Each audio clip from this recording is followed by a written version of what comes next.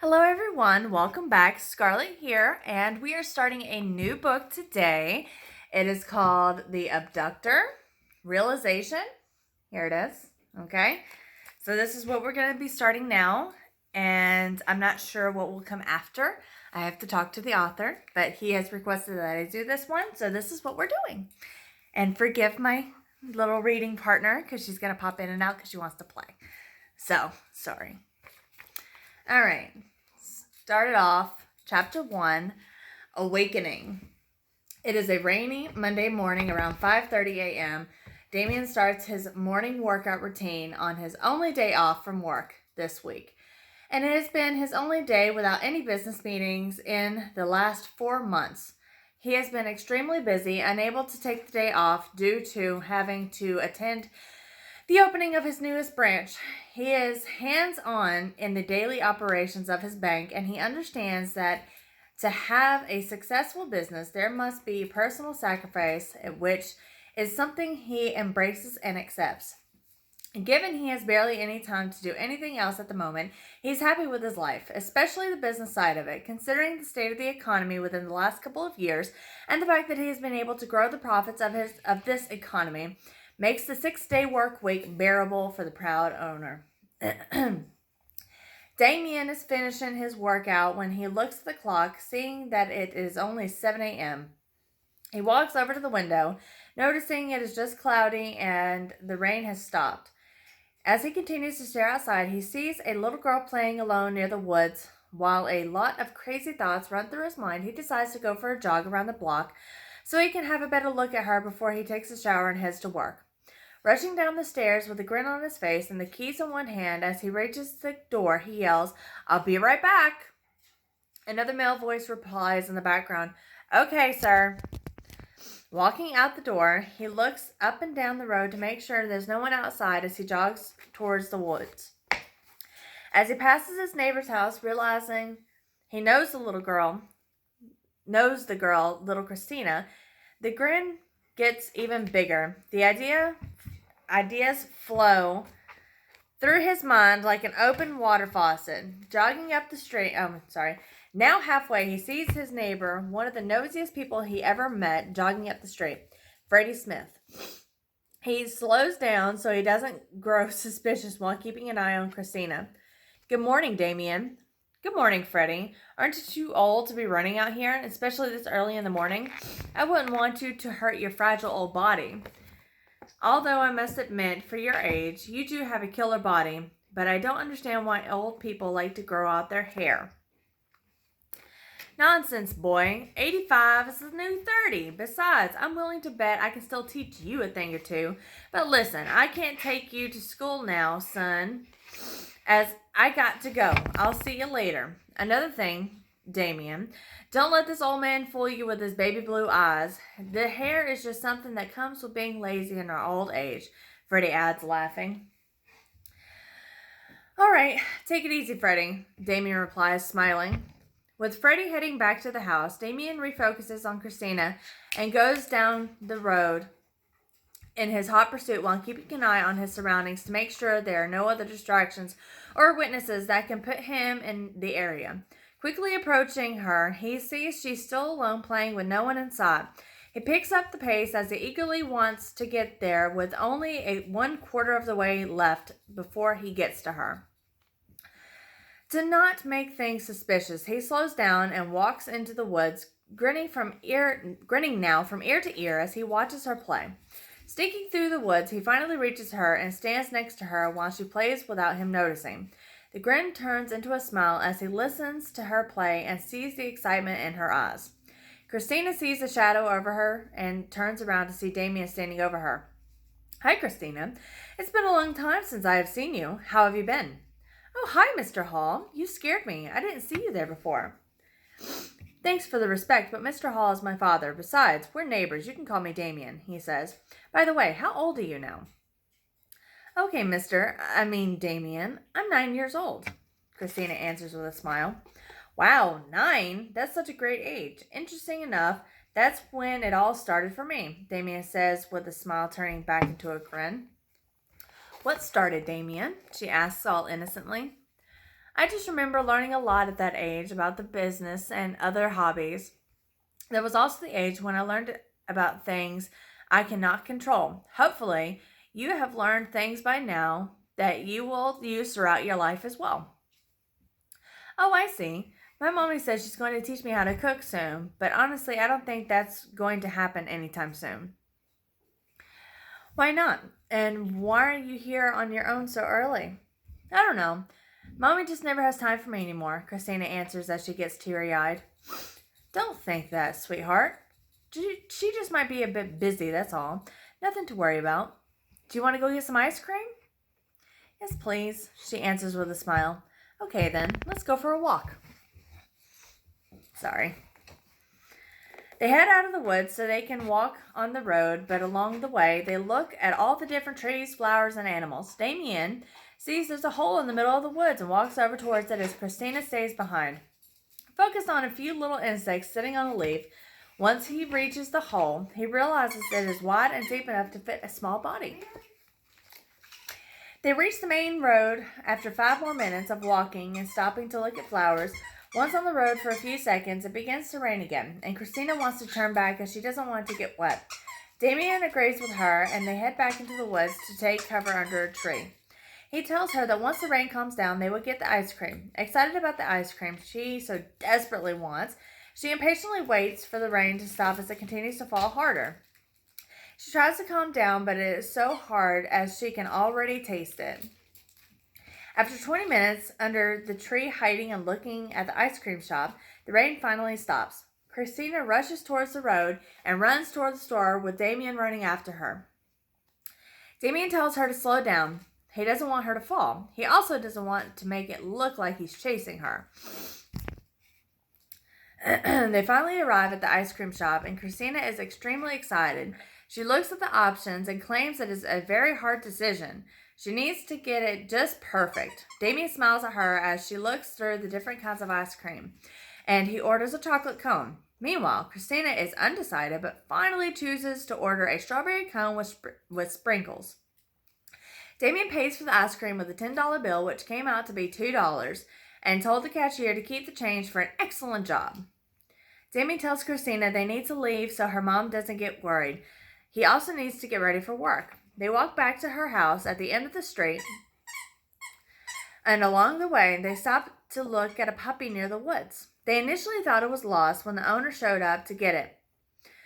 As they continue to walk back to the house, Damien tells Christina that if she ever needs anything to come over to his house since they are only 6 houses away, she is always welcome to stop by.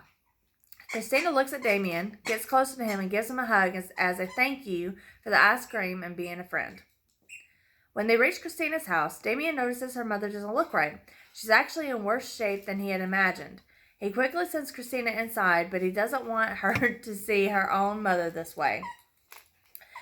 She looks at Damien without saying anything. She just gives him a smile and heads inside as he checks on her mother, who is passed out on the floor. After turning her around and checking her vital signs, he sees a broken bottle on the floor. He opens her mouth, and the smell of alcohol is so powerful the odor smacks him in the face. Disgusted by the fact Christina was all alone playing in the woods while her mother is passed out drunk on the deck and her husband is working, he decides to take action. Damien leaves the mother on the deck as he walks over to the door and calls Christina down while looking inside the house. She comes down, and he tells her they need to have a talk. He needs her to be completely honest with him because he doesn't think friends should have any secrets between them. She agrees with him and tells him that this happens almost every day while her father goes to work. She then sleeps throughout the day and is better by the time her father gets home. He has no clue as to what goes on during the day. Concerned over her well-being, he asks her if that's why she was outside all alone and why she isn't in school. To which she replies yes to both questions. He reminds her that if she needs anything at all, to reach out to him anytime.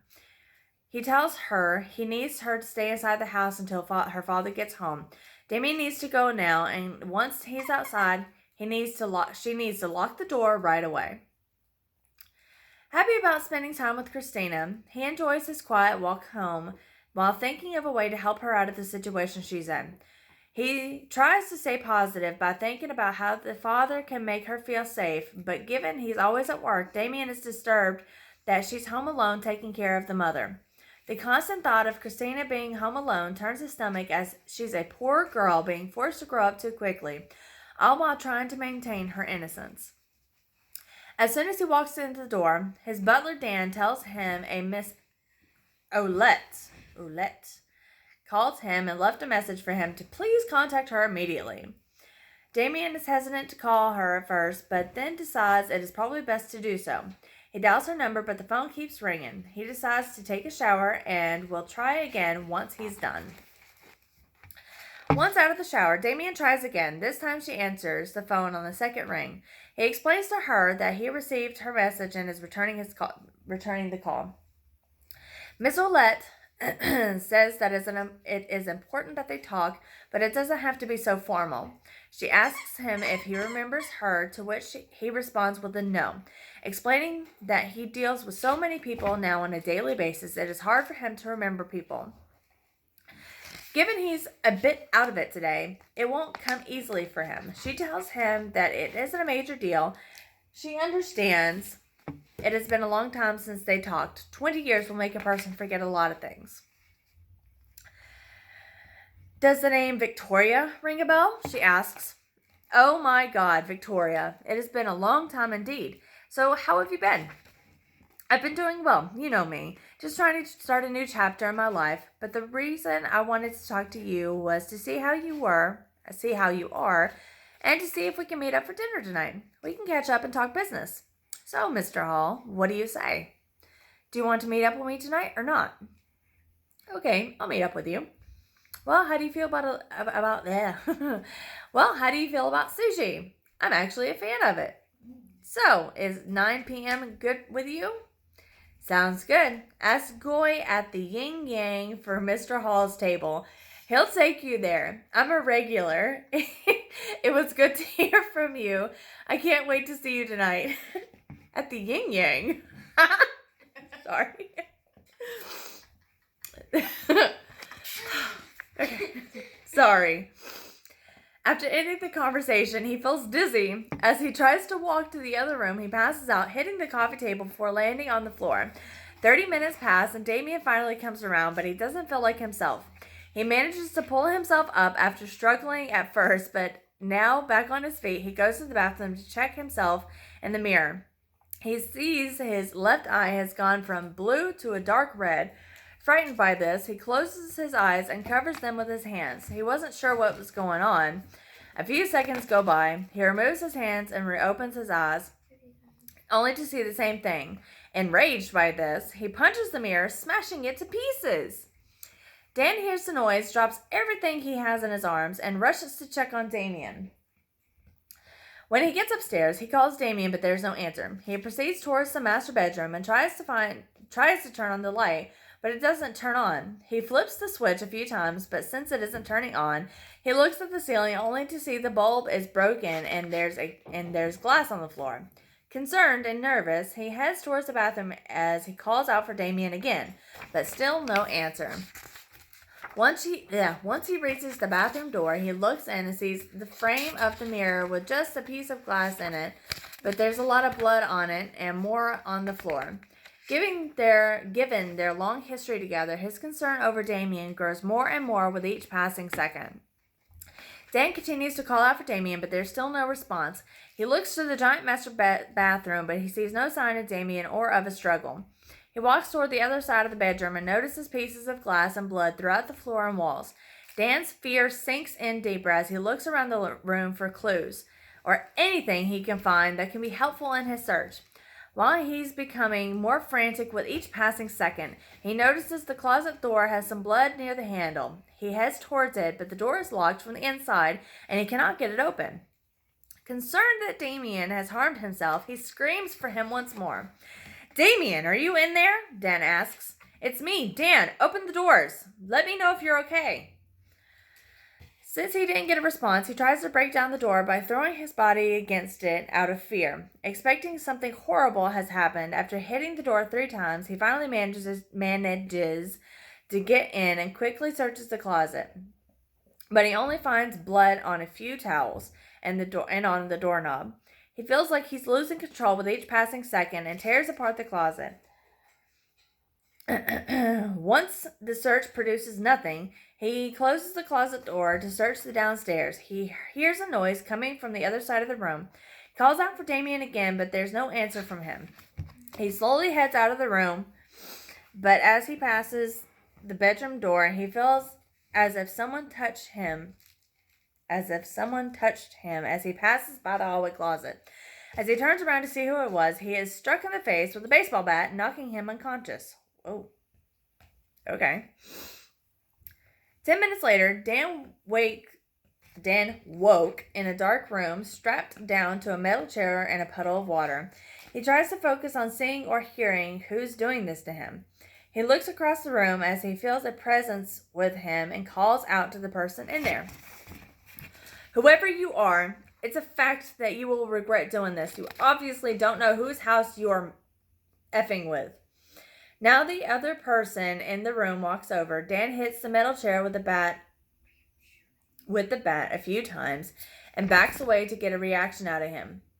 Who are you? Dan asks, but gets no answer. What have you done to Damien? Dan asks. Still no answer. I'll kill you if you hurt him, a-hole, Dan screams. Answer me! I know you're in there. I can effing hear you breathing, so talk to me, mother effer. Dan screams, but he gets nothing. Just tell me Damien is okay, Dan says as the person laughs maniacally. What's so funny? Dan asks, to no answer. The person walks towards Dan. He can now hear the footsteps heading towards him. As he approaches, he turns on a power drill and places it near Dan's left ear. He mocks Dan with the drill and shuts it off just so he knows something is about to happen to him one way or another. Dan, scared for his and Damien's well-being, struggles to move. The person turns on the drill again, but this time he grabs Dan by the head and pulls it down to his own chest, exposing his left ear. Dan realizes this guy is strong as he holds his head tight, putting the drill inside his ear, popping his left eardrum. Dan screams in agony while the person laughs evilly and turns on the light. Well, here you go. Here are your answers, the guy says as Dan continues to scream. I thought you wanted to know who I was. Look at me, you piece of crap. Do it! Why don't you man up and stop crying and take a look? You were talking tough before. Now it was time to cash in, the guy continues. You know, for a stumpy older gentleman, you have a filthy mouth. If you'd like, I can gut you like a pig to add to the scar on your arm. I see that you don't want to make eye contact, but I advise you to look at me soon. It's in your best interest, or I will take your eyes. Dan doesn't say a word as he continues to unhook himself from the chair. Dan cries as the guy mocks him by turning on the drill and placing it on his cheeks. He turns off the drill and walks over to the other side of the room. He opens a drawer and grabs a hammer, and a few railroad spikes. He hits them together so Dan can hear the metal as he starts to walk backwards. As he starts to walk back towards him. He pats Dan on the head as he places one of the spikes on top of his right knee and talks to him again. I'm going to tell you one more time. I want you to look at me before I do something you're going to regret. Please, mister, don't hurt me anymore. Oh, please, mister, don't hurt me, the guy mocks in his accent. I have always been fascinated by your accent. I just want you to know, if you hurt my good friend Damien Hall, he's a very important guy, and if you did something to him, everyone will know he's missing. It's only a matter of time before you get caught. Well, with all of that being said, and since he's so important, let me tell you that your good friend is fine and unharmed. I could never hurt him. Now, Danny, I need you to look at me so I don't have to do this. The guy turns on another light in the room. I can't, because if I see your face, I know that I'm going to die. Danny, you're not going to die either way. Killing isn't an art form to me. I believe in torture, not killing. Now I turned on the light, not so you could look around the room or for you to try to figure out a way out. I want you to look at me as I enjoy myself doing to you as I effing please. Please, mister, my friend will give you anything you want. Just please don't hurt me. I'm sorry, Danny, but I'm positive Damien won't cover you this time around. You're effing wrong. Damien is a great guy that would help me out, Dan says. With anything, he's done it before. We effing have each other's backs. We are like effing brothers. Dan continues as he turns to look at the guy. What's the matter, Danny? The guy says as he laughs, as he looks at Dan's expression. It can't be! Dan screams as the guy keeps laughing. It really can't be. Why do you have a mask on? You look so familiar still, Dan continues. That's because you do know who I am, but you refuse to accept it, Danny. The answer is in your heart, but you refuse to see it. The sooner you do, the better it will be for the both of us, the guy says, laughing as he takes off the mask. Why? A confused Dan asks. Why are you doing this, Damien? Not saying a word, Damien stands next to him, places one of the spikes on his right knee, and hammers it into his kneecap. Damien has a twisted grin on his face, which only gets darker with every scream. Dan lets out.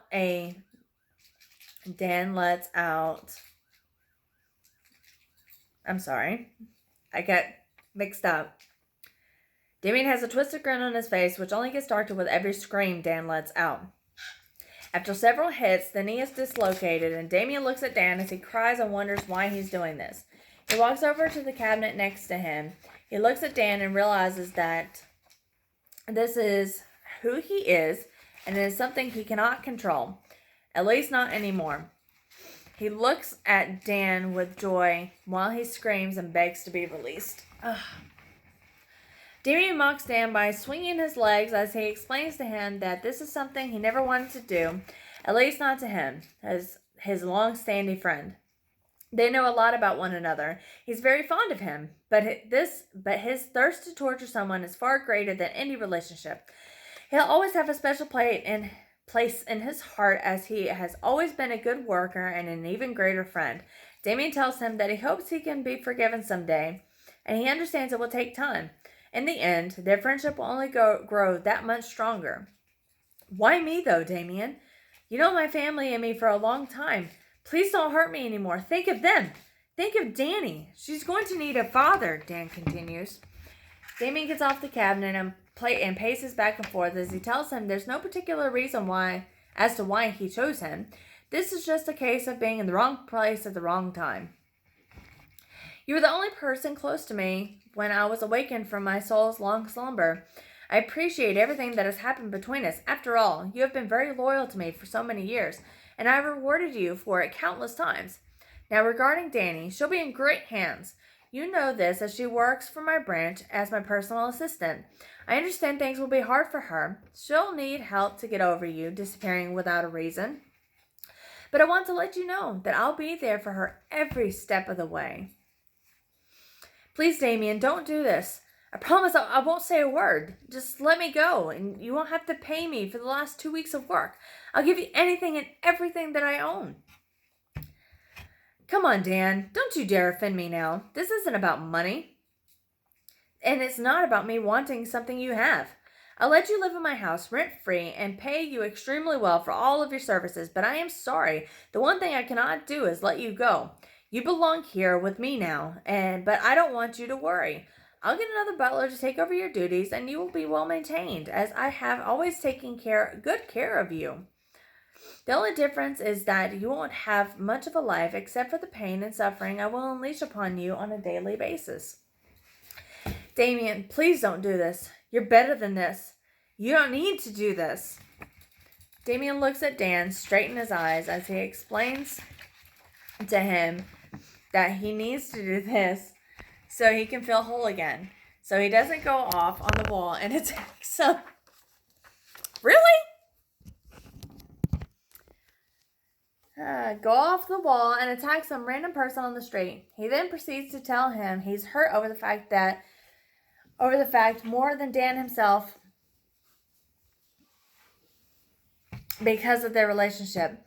But that is something he needs to do. He has been doing this for a very long time, and he'll continue to do so until he dies. Taken aback by this, Dan cries as Damien kneels next to him and embraces him in a hug, then tells him that Danny might even join him in this very room one day due to her beautiful red hair, green eyes, and slender body. Damien gets back to his feet, stands over him while Dan continues to cry. Danny boy, how old are you now, my loyal buddy? What? What the F is wrong with you? No need to be rude, Danny boy. How old are you? Hey. And have you been loyal to me, Danny? Damien, I don't know what happened to you in the bathroom, but I had nothing to do with it. I swear to God, Dan says. Danny boy, I know you had nothing to do with it. Believe me. I know, my friend, but answer my question. How old are you? And have you been completely loyal to the person that has given you a meaning to live for? To live your life? Are you scared? F, Damien. This is bullcrap and effed up. I'm 48 years old. I have never done anything to hurt you or your image. So yes, I have been effing loyal to you.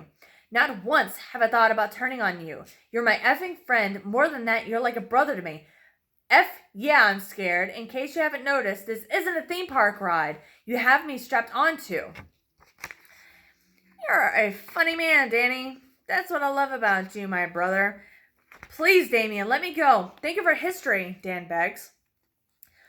Good God, Danny, why are you in such a rush to leave my side? You live in my effing house for free for over 20 years.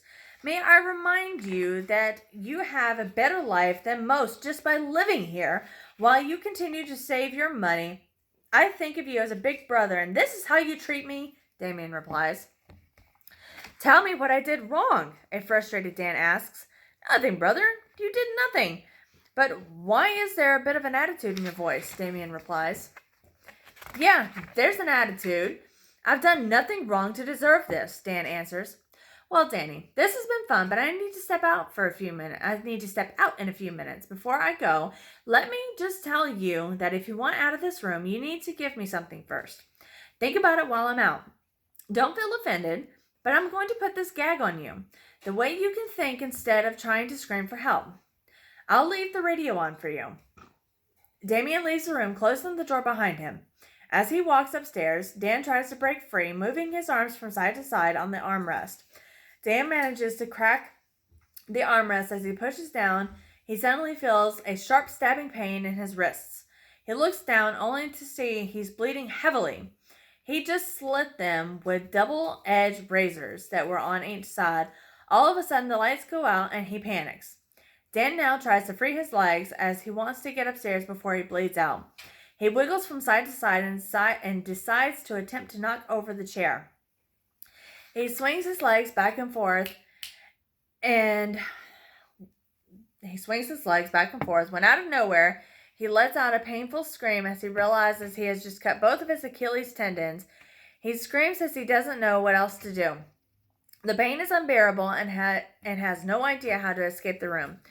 Frustrated and scared, he cries as no one can hear him screaming. Fear takes over him and regrets not taking a job offered to him that was closer to his home state and the rest of his family. He regrets turning down the job, but the money that he was making and saving with Damien was much more appealing to him. As he continues to lose blood, Dan fades in and out of consciousness. Suddenly, the light in the room is turned on, and Damien walks in on the mess. Damien, horrified over seeing Dan on the floor, quickly checks on him to make sure he's still alive. The blood makes a pool surrounding the chair. Disappointed, Damien looks on in disgust, as he knows Dan tried to bail on him. At the same time, he knows that he would have done the same thing if he were in his shoes. Dang it, Dan. Why wouldn't you listen and stay calm until I came back? Don't worry. I'll fix you up right away, my brother. You're going to live. Damien grabs an axe and a torch. Damien unstraps Dan as he lifts him onto the table, advising him to bite down on the handle of the hammer and not move. Dan, confused by all the blood loss, just nods in approval as Damien ties his legs to the table to hold them down. He doesn't want Dan to move and complicate things any further. Once he has Dan all set up, he grabs an axe and warns him to brace himself for some sharp pain followed by a burning sensation. Dan again just nods in approval. Dan's eyes roll when all of a sudden he looks straight into Damien's eyes and lets out an ear-shattering scream. Damien chops off his right ankle. Damien pats him on the head to try to calm him down and tells him he's doing great. There's still one more to go. Dan braces himself once more as Damien lifts the axe and tells him and lets it come down quickly again. Dan lets out another scream and cries as Damien tries to console him. Warning him they need to seal the wound so he doesn't bleed out, he grabs the torch and a bucket of salt. Dan screams as Damien warns him that he needs to do the wrists as well. The injuries are too severe, and he wants him to live a long and healthy life, even if it means he'll no longer be able to move. Damien warns him to stop screaming, but Dan is frantic as Damien covers the wounds in salt and torches them shut.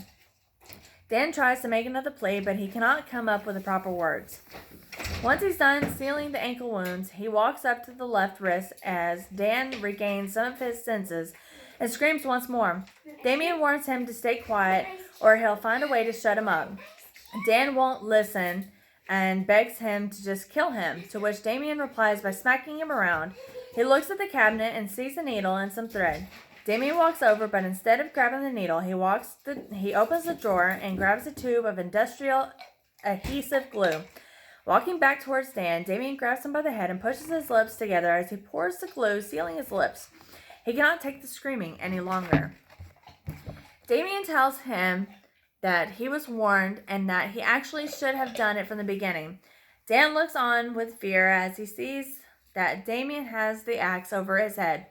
Dan blinks, and within that blink of the eyes, Damien chops off his left wrist, and with another swift movement, he chops off the right one as well. Tears run down his face as Damien seals the wounds when he realizes he won't be making... Ow! Sorry. I know, baby. As he realizes he won't be making it to the office today and decides to call Danny to let her know. Sorry, brother. Just give me 1 second. I need to call the office, Damien says as he takes out his phone. Danny, I won't be able to come to the bank today. I have to deal with some personal issues. Sorry. Are you okay? She asks. I'm okay, sweetheart. I should be back tomorrow if everything goes well tonight. Damien answers as Dan tries to scream. All right, Damien. See you then. Hope all goes well, Danny says. Damien mocks Dan by telling him he looks at his daughter in the office and she's a little flirt, willing to do whatever it takes to move ahead in the company. Dan mumbles a few words, but Damien cannot understand what he's saying, what he's trying to say, and leaves him on the table so the wounds could remain closed. He doesn't want to have to seal them again and put him through more pain. Damien advises him to try to remain calm. He wants to trust him and leave him out of the cage while he heals, so things can go smoothly from now on. Dan looks at Damien and nods in approval as he doesn't want to get hurt anymore. He agrees with him, and when asked if he understands, he nods yes. Okay, so that is the end of chapter 1. The next one is chapter